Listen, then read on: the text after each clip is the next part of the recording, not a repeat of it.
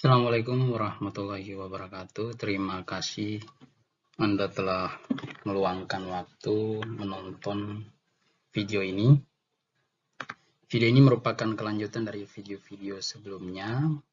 Kita masih membahas soal latihan seleksi kompetensi bidang formasi dosen khusus Tridharma Perguruan Tinggi. Jadi kalau Tridharma Perguruan Tinggi itu kan ada 3 ya. Yang pertama pendidikan, kedua pengembangan dan penelitian, ketiga pengabdian kepada masyarakat. Kita fokus dulu kepada pendidikan. Sebelum lanjut, jangan lupa like dan subscribe channel ini. Semoga Anda bisa mendapatkan pengetahuan yang lebih, dan kalau sudah subscribe, ada video terbaru Anda akan berlangganan. Adanya pemberitahuan pada lonceng, sehingga Anda selalu akan update video-video kami. Ya, langsung saja kita bahas soalnya. Soal nomor 1, akreditasi perguruan tinggi dilakukan oleh A. Lembaga akreditasi mandiri, B. Badan Akreditasi Nasional, C. Kementerian Pendidikan dan Kebudayaan, D. Dinas Pendidikan Provinsi, E. Pemerintah Pusat. Yang mana kira-kira? Yang A. Lembaga akreditasi mandiri itu lembaga yang ditunjuk oleh Badan Akreditasi Nasional untuk melakukan akreditasi pada program studi. Jadi ini tidak mungkin ya. Yang mungkin adalah Badan Akreditasi Nasional ya.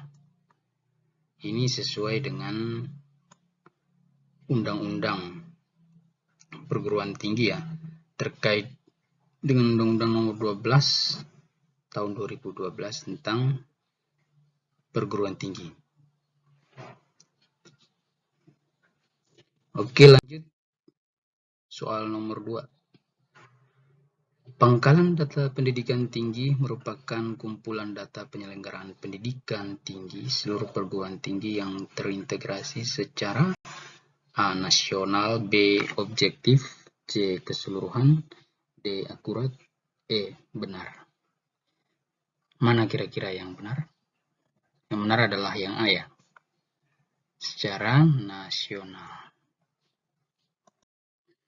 Soal nomor 3. Pangkalan data pendidikan tinggi berfungsi sebagai sumber informasi bagi A. Lembaga akreditasi pemerintah dan masyarakat, B. Perguruan tinggi dan pemerintah, C. Masyarakat dan perguruan tinggi, D. Lembaga akreditasi dan mahasiswa, E. Dosen dan mahasiswa. Yang benar adalah yang A. Lanjut, nomor 4. Akreditasi program studi dilakukan oleh, ya sebagaimana sudah dijelaskan tadi, akreditasi program studi dilakukan oleh lembaga akreditasi mandiri ya, yang ditunjuk langsung oleh Badan Akreditasi Nasional. Soal nomor 5.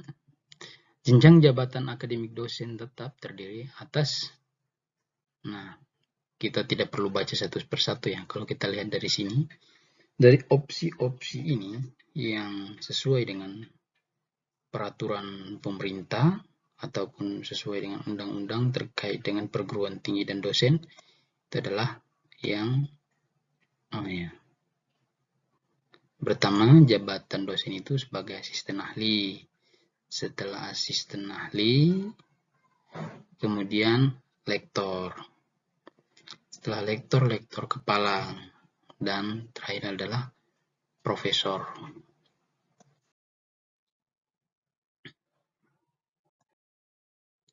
Nomor 6.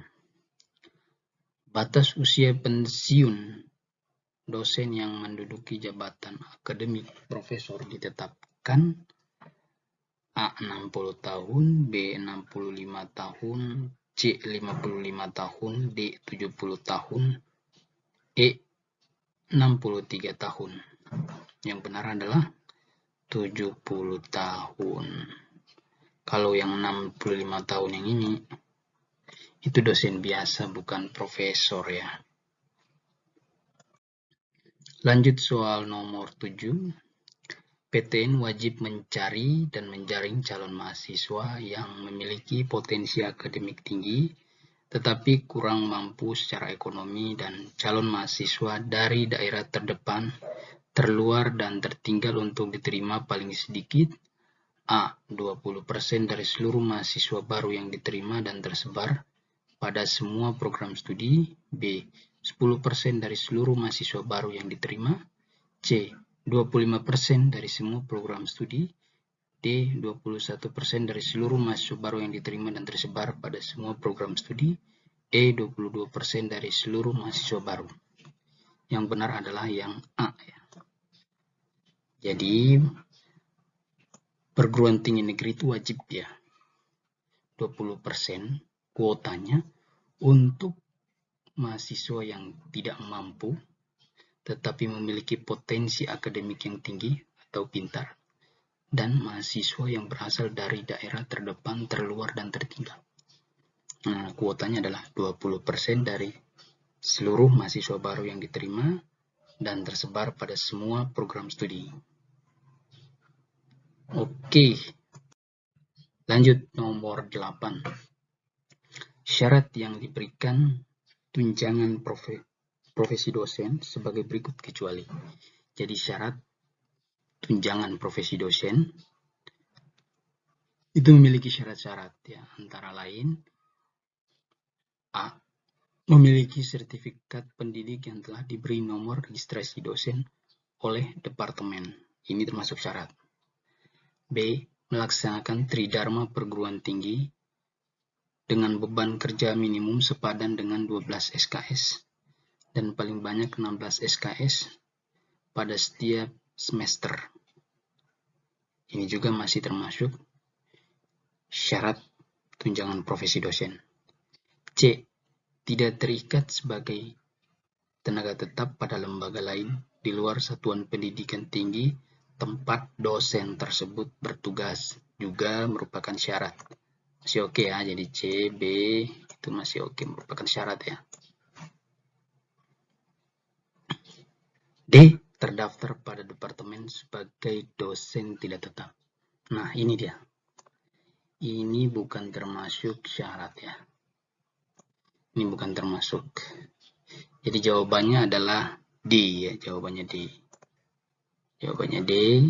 Sementara yang E masih merupakan syarat ya, karena jika dia berprofesi sebagai dosen, paling tinggi usianya 65 tahun, masih bisa dapat tunjangan profesi dosen atau profesor 70 tahun.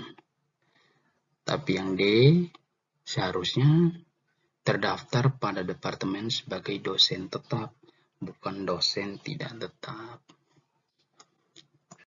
Lanjut nomor 9. Akuntabilitas perguruan tinggi merupakan bentuk pertanggungjawaban perguruan tinggi kepada masyarakat yang terdiri dari dua, yaitu A. Akuntabilitas akademik dan non-akademik, B. Akuntabilitas akademik dan masyarakat, C. Akuntabilitas publik dan akademik, D. Akuntabilitas perguruan tinggi dan akademik, E. Akuntabilitas non-akademik dan masyarakat. Yang dimaksud adalah yang A ya. Oke. Soal terakhir ya, atau soal nomor 10. Syarat pemberian sertifikat pendidik untuk dosen antara lain adalah A. Sudah lulus CPNS dosen, B.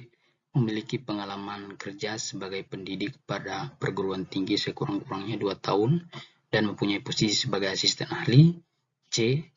Sudah memiliki NIP dan NIDN. NIP itu adalah nomor induk pegawai dan NIDN itu adalah nomor induk dosen nasional. Dan D. Mempunyai keahlian sebagai pengajar, E. Sudah mengajar di perguruan tinggi selama 1 tahun.